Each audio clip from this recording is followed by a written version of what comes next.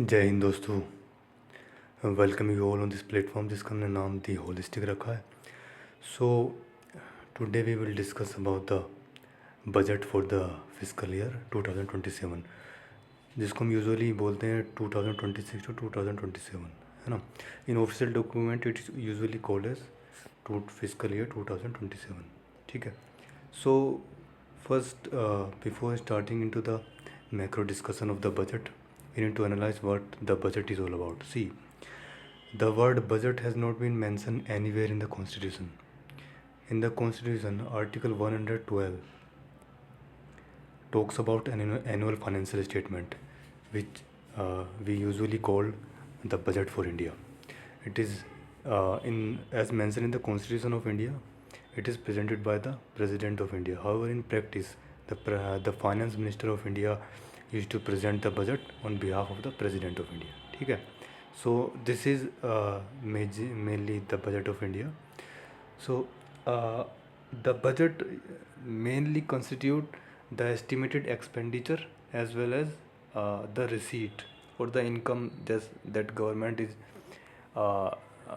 expected to get from the implementation of the heads of the proposed budget, है ना. So it includes both expenditure as well as expected receipt that government is expected to get during this financial year, है ना. So this is the major major feature of the budget. So first, before going into the actual analysis, first we need to understand the context of the budget, the context in which the budget is presenting, है ना. So there are three contexts to it. One is the global uncertainty, है ना. Global uncertainty, why? Because of several bilateral conflicts, like Russia-Ukraine war. Then we have Israel-Hamas conflict, है ना. So because of these bilateral issue, the global economy has been undergone into the uncertain fashion, है ना. Number two is the global headwinds because of USA reciprocal tariff policy, है ना. तो because of this, India is facing the challenge for making the budget, है ना. And third is the unemployment rate. See, PLFR की recent report में unemployment rate हमारा जो है अभी कम दिखा रहा है वो, but it does not mean that underemployment is not occurring in India. See, ठीक है. यानी according to the skill of the individual, people are not getting the job, so they are compelled or they are forced to do the job which are not up to the par of their actual skill, है ना. So वो क्या करते हैं, वो अपनी skill के according कोई भी पर्टिकुलर जॉब में एनरोल होने हो जाते हैं because of the financial issues, है ना. लेट्स से फॉर एग्जांपल किसी इंडिविजुअल ने PhD की हुई है, but because of the financial disabilities वो एक क्लरिकल पोस्ट पे एम्प्लॉय हो जाता है. तो however it is employed, but this is called as under employment in India, है ना. सो PLFS की रिपोर्ट में अनएम्प्लॉयमेंट कम हो रहा है, बट अंडर एम्प्लॉयमेंट जो है देश में बढ़ रहा है. ठीक है. So this is the context of the budget. Now we will understand the actual things that government has been proposed in this budget for the fiscal year 2027. ठीक है. So let's understand this. ठीक है. So this budget, see, to reduce the extension of the video, I decided to take up this budget lecture in two parts so that you guys can easily analyze the things that are proposed in the budget, है ना. See, this budget, as government called it as युवा शक्ति driven budget, है ना. So even before the introduction of the budget, the Prime Minister of India was meeting with the students and to analyze the things that how we can easily approach to the Viksit Bharat goal by 2047. ठीक है. So on those lines the budget has been presented. So it talks about three major कर्तव्यास mean duties of the government, है ना. So, what are those three major kartavyas? Accelerate and sustain economic growth, fulfill aspiration of the people, and सबका साथ सबका विकास. That means better participation. ठीक है. So these three kartavyas are the foundation of this budget, है ना. So let's analyze how we approach this, है ना. So this is a planning framework that government is proposing कि इस framework से हम चलेंगे so that we can fulfill these kartavyas as well as we can easily approach to the vision of Viksit Bharat goal. ठीक है. So government has proposed 6 main pillar, है ना. Obviously these are the reform express. I will be explaining it to you guys. So government has proposed 6 pillars.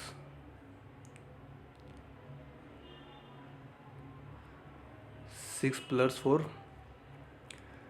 this budget explanation, है ना. So I will be explaining those pillars too. First, before the discussion, first let's understand the budget outlay for different sectors. So what are those? Let's see.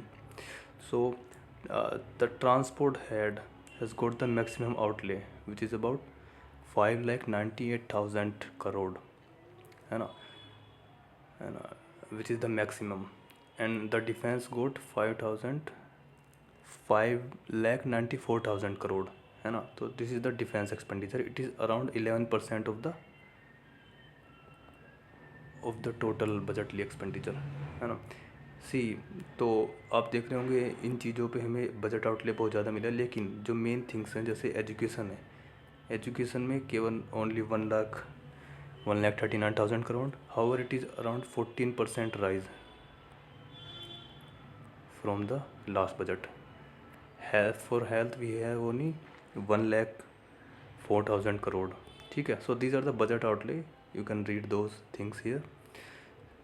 And now let's understand the deficit trends that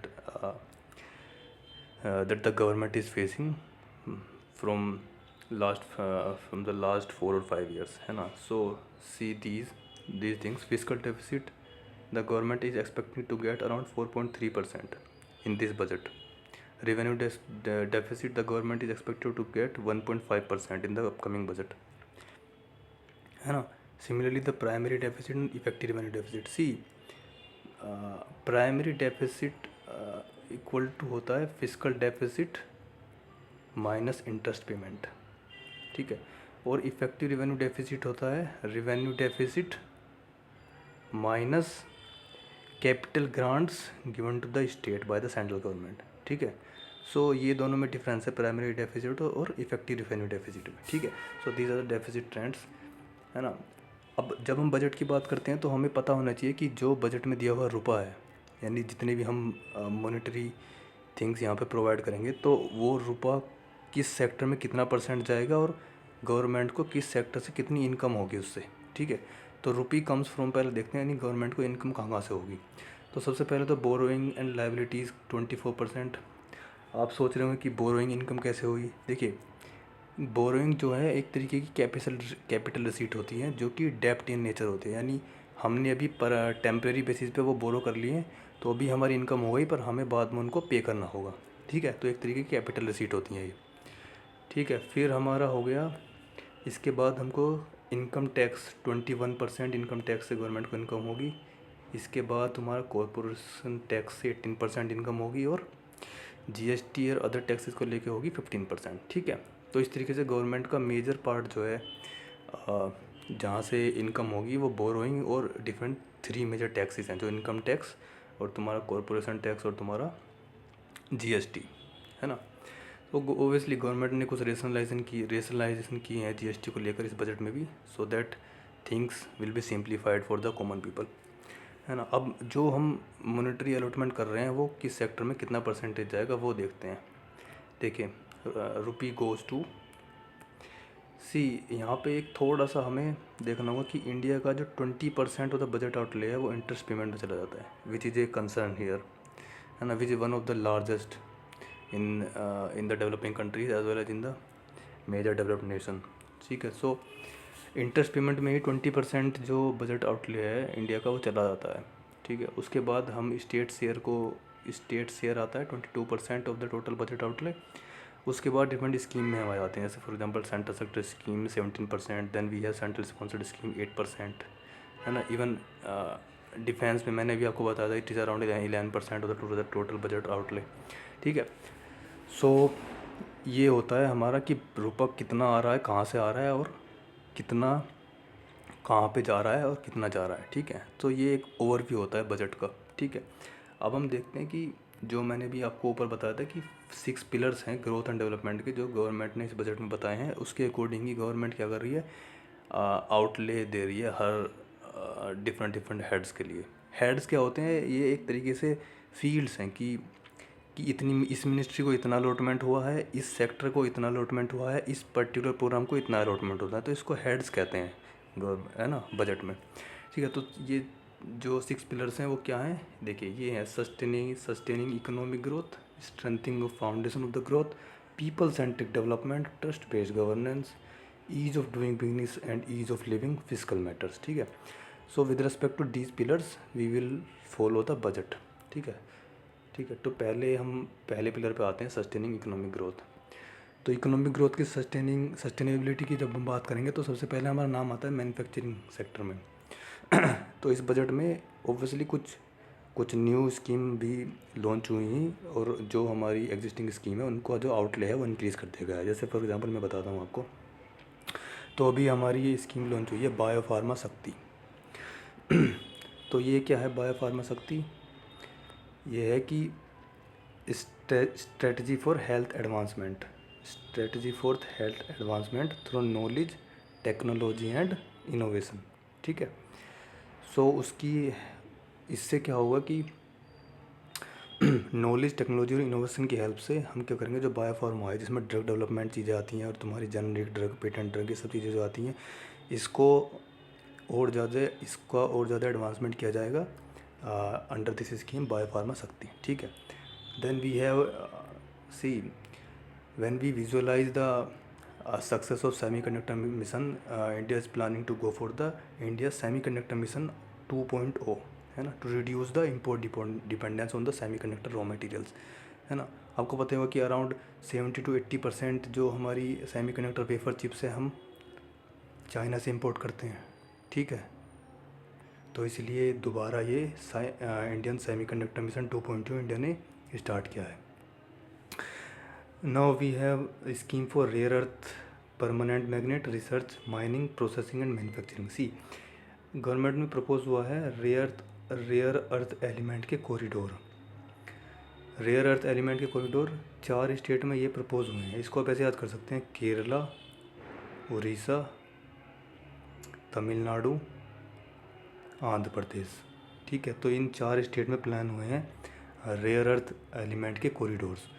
उससे क्या होगा, उन corridors को बनाने का फ़ायदा क्या होगा कि हम क्या है माइनिंग, प्रोसेसिंग और मैन्युफैक्चरिंग कर पाएंगे रेयर अर्थ एलिमेंट की, जो कि हमें फ़ायदा देगा जो हमारा रिन्यूएबल सेक्टर है, जो which is on the significant rise.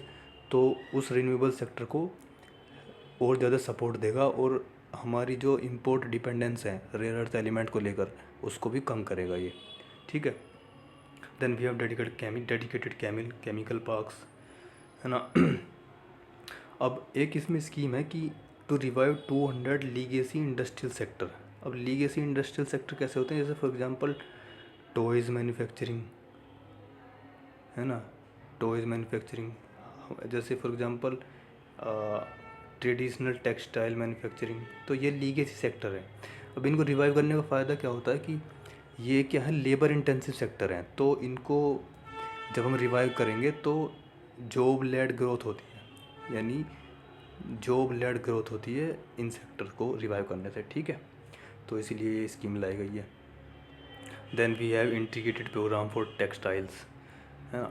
ठीक है, टेक्सटाइल्स के लिए इंडिया जो है इंडियन गवर्नमेंट काफ़ी चीज़ प्रपोज करती है। जैसे फॉर एग्जांपल रिसेंट बजट में भी प्रपोज किया था कि नेशनल टेक्निकल टेक्सटाइल मिशन, उसी तरह एक स्कीम है समर्थ स्कीम, देन एक स्कीम है पीएम मित्र स्कीम, है ना। तो इस सेक्टर को काफ़ी गवर्नमेंट सपोर्ट कर रही है और इसको हम सनराइज सेक्टर के अंदर भी आ गया है अब, ठीक है। तो ये सब चीज़ें हैं for the manufacturing. Now we will proceed further.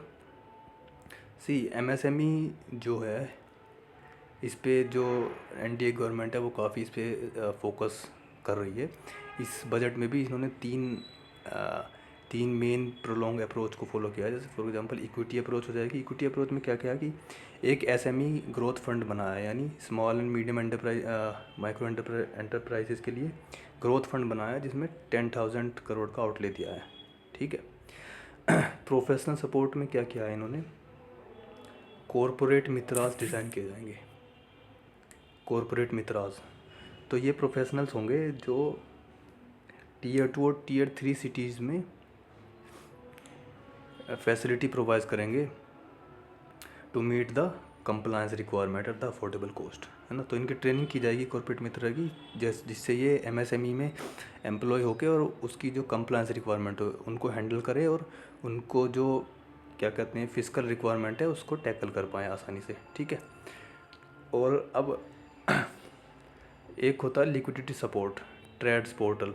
Trades portal आपने पहले भी सुना होगा, इसे trade receivable and discounting system बोलते हैं।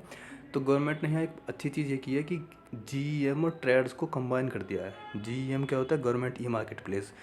तो जब इन दोनों को कंबाइन करने से क्या होगा, जो मार्केट एक्सपेंसन है एमएसएमई के लिए वो बढ़ जाएगा। ठीक है। तो जो एक्सेसिबिलिटी है to the multiple market places वो आसान हो जाएगी एमएसएमई के लिए। ठीक है। So these are the things for the MSME. और एक चीज़ क्या करी है कि पहले क्या होता था, एक्सपोर्ट्स जब करते थे कंसाइनमेंट का, ठीक है, तो उसमें क्या था कि पर कंसाइनमेंट पे 10 लाख का कैप था कि आप इतने का ही मैक्सिमम कंसाइनमेंट जो है एक्सपोर्ट कर सकते हैं। तो इसमें क्या किया है गवर्नमेंट ने, इसको रिमूव कर दिया इस कैप को। ठीक है, good. So now will see the tax proposal for the financial sector. देखिए टैक्स प्रपोजल में मेनली ज़्यादा चेंजेस आए नहीं है, लेकिन बस एक जो हमारा सिक्योरिटी ट्रांजैक्शन टैक्स होता है, जब हम शेयर अपने ट्रांसफ़र करते हैं या ऑक्यूपाई करते हैं या बोरो करते हैं तो वहाँ पे ये टैक्स लगता है। एक तरीके का डायरेक्ट टैक्स होता है, security transaction tax direct tax होता है। तो इसको बढ़ा दिया गया है, जैसे 0.02% से 0.05% कर दिया। ठीक है, इतना ज़्यादा चेंजेस नहीं है टैक्स प्रपोजल में। ठीक है। अब लोग काफ़ी बोल रहे थे कि फार्मर्स के लिए कोई ज़्यादा एक फ्लैगशिप प्रोग्राम लॉन्च नहीं हुआ है। देखिए गवर्नमेंट ने पहले बहुत सारे फ्लैगशिप प्रोग्राम लॉन्च किए हुए हैं in the last year budget. तो अगर हम उन्हीं को ही कंप्लीट अभी नहीं कर पाए तो नए प्रोग्राम ओपन करने का कोई मतलब बनता नहीं है। ठीक है। फिर भी गवर्नमेंट ने जो फ्लैगशिप प्रोग्राम को ना लॉन्च करके उन्होंने माइक्रो थीम्स को काफ़ी फॉलो किया है इस बजट में। उसी तरह हम फार्मर्स के लिए भी देख सकते हैं। जैसे फॉर एग्जांपल मैं बताऊं आपको, हॉर्टिकल्चर के लिए एक डेडिकेटेड प्रोग्राम बनाया है। ठीक है। ठीक है, इंडिया जो है, India is the second largest producer of vegetable and fruits.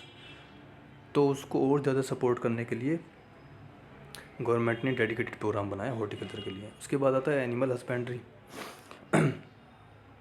ठीक है। Then we have supporting high value agriculture. अब हाई वैल्यू एग्रीकल्चर क्या होता है, जैसे फॉर एग्जांपल क्रॉप होती है जैसे कोकोनट।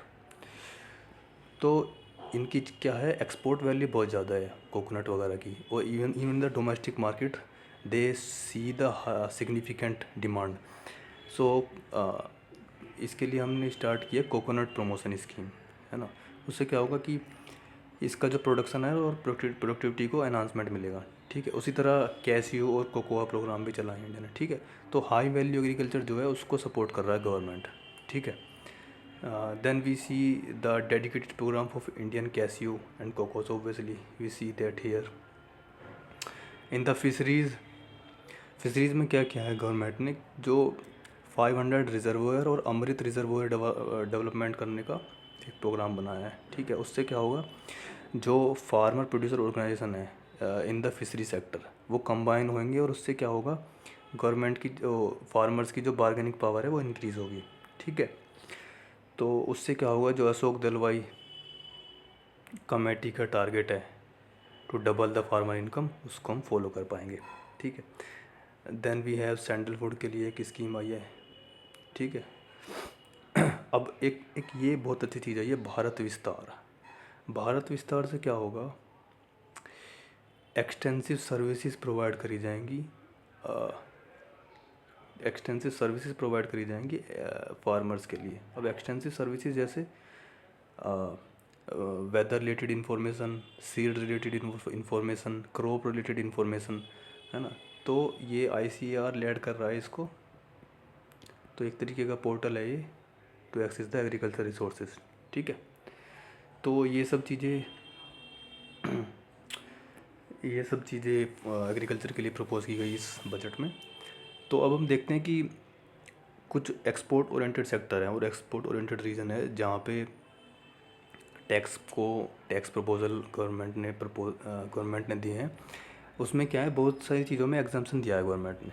जैसे फॉर एग्जांपल अगर कोई नोटिफाइड नेशनल कोऑपरेटिव फेडरेशन है तो उनको एग्जाम्पशन मिल गया है टैक्स डिविडेंड इनकम से,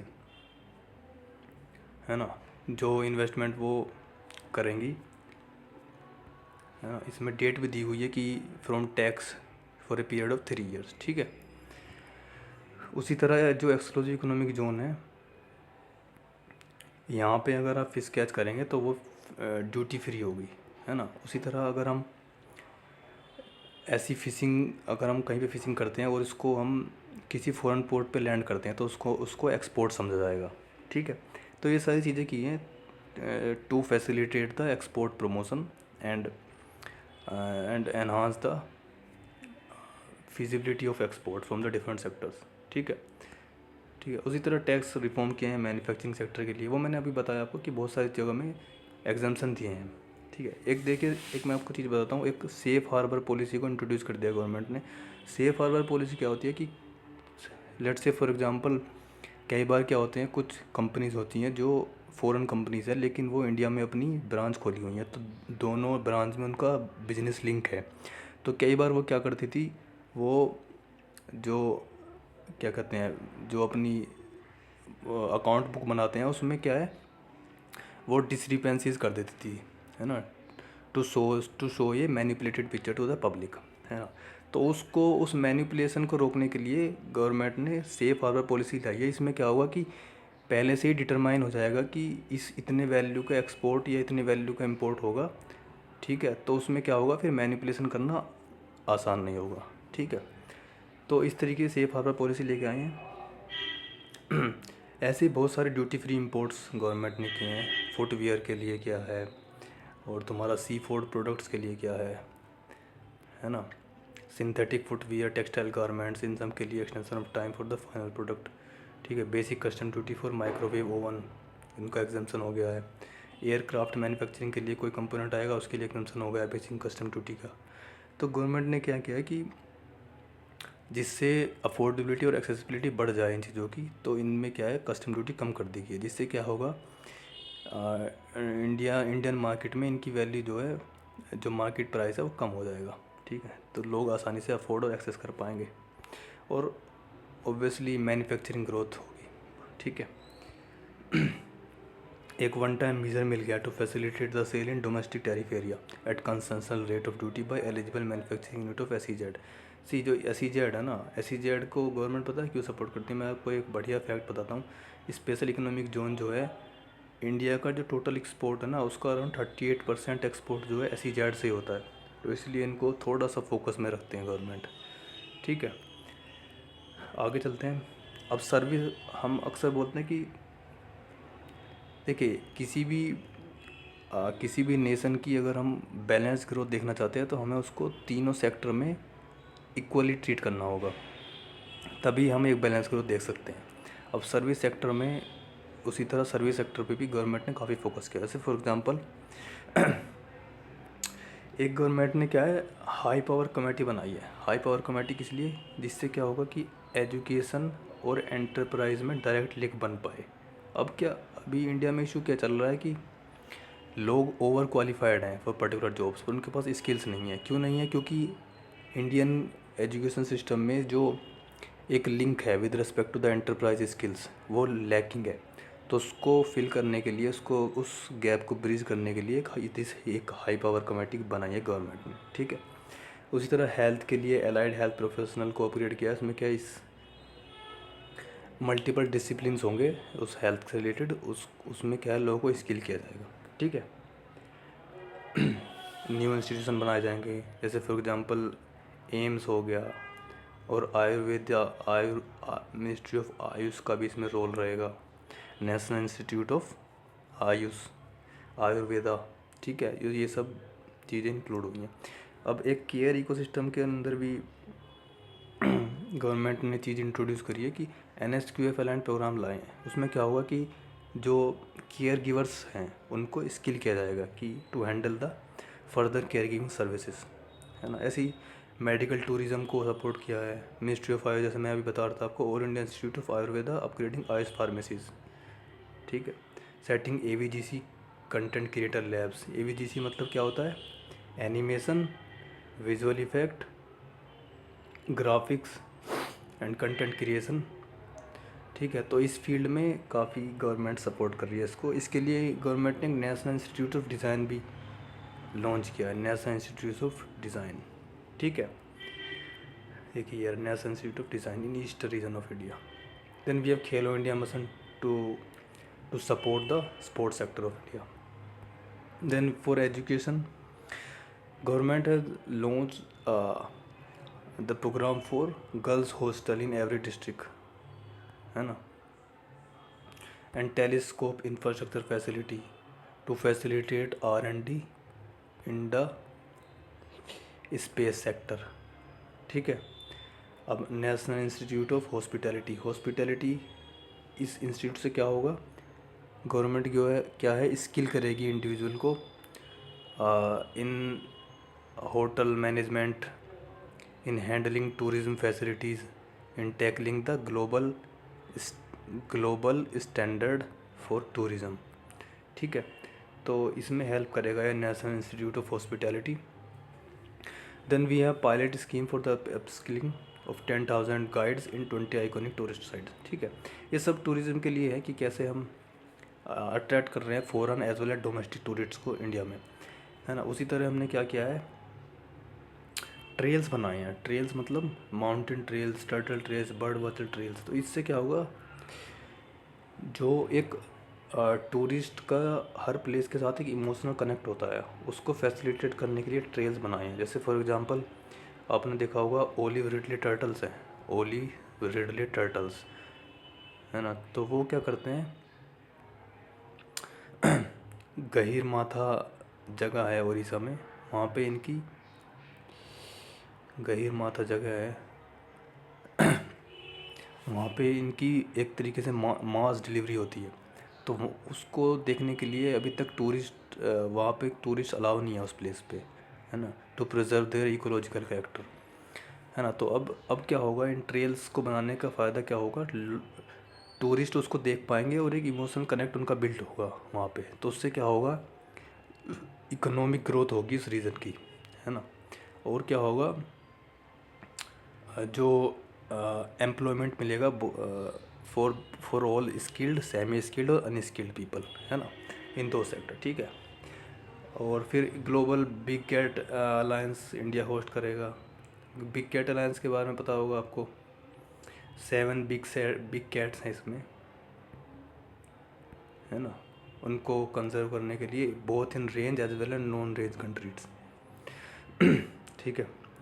develop 15 archaeological site into vibrant experiential cultural destinations. इसमें भी वही होगा, क्या करेंगे हम कि आर्कियोलॉजिकल साइट को डेवलप करेंगे और उनको टूरिस्ट सेंट्रिक बनाएंगे, ताकि लोग रियल टाइम एक्सपीरियंस ले पाएँ कि कैसे एक्सकेवेशन होती है साइट्स की, है ना। और बुद्धि सर्किट्स बनाएंगे नॉर्थ ईस्टर्न इंडिया में, ठीक है। तो ये सब चीज़ें हम करेंगे। इस सर्विस सेक्टर को बूस्ट करने के लिए भी कुछ टैक्स रिफॉर्म्स करेंगे। ये सेफ हार्बर, मैंने आपको अभी बताया था सेफ हार्बर थ्रेशोल्ड क्या होता है, ठीक है। तो ये सब चीज़ें आप इनको पढ़ लीजिएगा। ये सिंपल टैक्स एक्सम्पशन है काफ़ी चीज़ों में, और कुछ टैक्स हॉलिडे। एक चीज़ मैं बताऊँ आपको, डेटा सेंटर समझते हैं आप, ये इसके एक मेजर एक चीज़ इंट्रोड्यूस करी है गवर्नमेंट ने।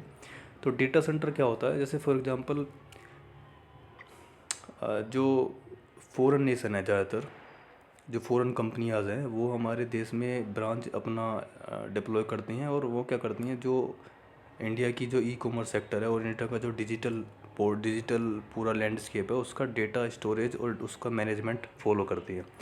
तो गवर्नमेंट ने क्या किया है, उनको एक टैक्स हॉलिडे प्रोवाइड कर दिया है अप टू 2047, यानी 2047 तक उनको कोई टैक्स नहीं देना होगा for deployment of their company as a data centre in India. उससे क्या होगा कि डेटा लोकलाइजेशन बढ़ेगा इंडिया में, है ना, साइबर सिक्योरिटी इशू अच्छे से हैंडल हो पाएंगे क्योंकि डेटा जो है इंडिया में ही स्टोर हो रहा है विद इन द टेरिटरी, और प्राइवेसी इशू को हैंडल कर सकती है गवर्नमेंट। और इंडिया का जो क्रिटिकल इंफ्रास्ट्रक्चर है उसको भी ज़्यादा सिक्योरिटी मिल पाएगी अगर डेटा लोकलाइजेशन हो रहा है। ठीक है, तो ये अच्छा एक स्टेप है regarding the data centre policy, है ना। ठीक है, तो अभी आज के लिए हम इतना ही रखते हैं पार्ट 1 में। इसके बाद मैं पार्ट 2 लेके आऊँगा। पार्ट 2 में हम क्या देखेंगे, जो रिमेनिंग 5 पिलर्स हैं ऑफ द बजट, उसमें क्या क्या प्रपोज़ किया है गवर्नमेंट ने, और बाद में हम देखेंगे कि क्या क्या लैकिंग है इस बजट में, और क्या मेन चीज़ें हैं जो इंडिया का जो विकसित भारत विज़न है उसको फॉलो कर पा रहा है। ठीक है, तो ठीक है, अभी के लिए इतने रखते हैं। नेक्स्ट वीडियो में मिलते हैं, part 2 of the budget. Okay, take care, bye bye, जय हिंद दोस्तों।